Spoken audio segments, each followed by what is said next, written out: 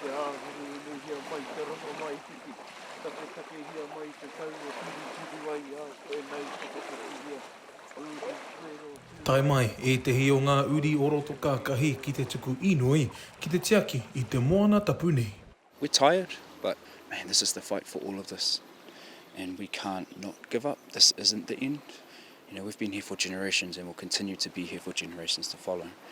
And if anything does get paru or, you know, wrecks our taiao, our tupuna, then the expectation won't be on the council to fix it, it'll be us.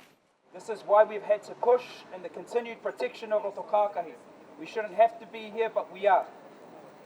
So whānau, this is a mihi to you all for all your mahi and your continued support and aroha for us. Ko ngā toronga katoa o Rotokākahi kua piri mai ki te tautoko I te whawhainui mo te roto te take ki roko ti teitei. Apart from finally being heard, it's really unfortunate that we actually have to be forced, that we have to be heard in this space. None of this would have happened if they actually listened to mana whenua and actually brought us into the conversations. Mi haro hia mai au I te kitau mai te maha, I te kōti.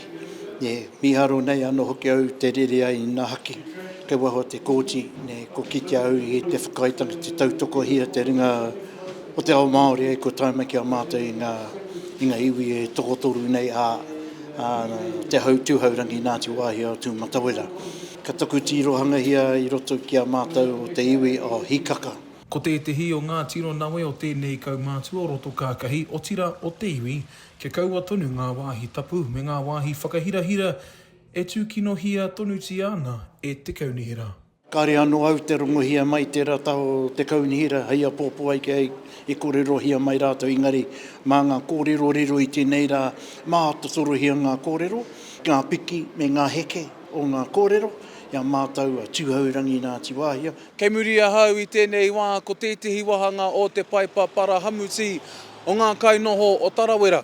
Ko te māharahara o ngā iwi, kei pakaru, ka maringi, te mimi me te tūtai ki roto I te roto tapu nei. Ka heke whakararo mā te wairoa, ka tau atu ki roto o Tarawera ki Punaromia. Kei te inoi nei au, he rangi anō a pōpō, he pakangana I a pōpō ingari kia pai te wairua. Kia pai te wairua I au. He rā whakahirahira kia mātou.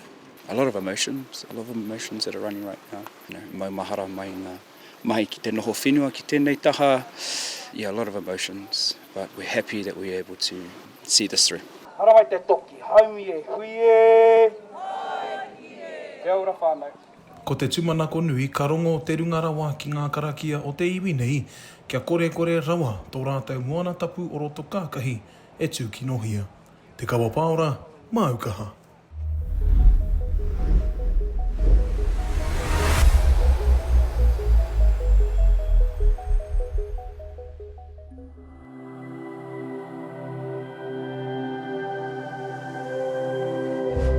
Ko te reo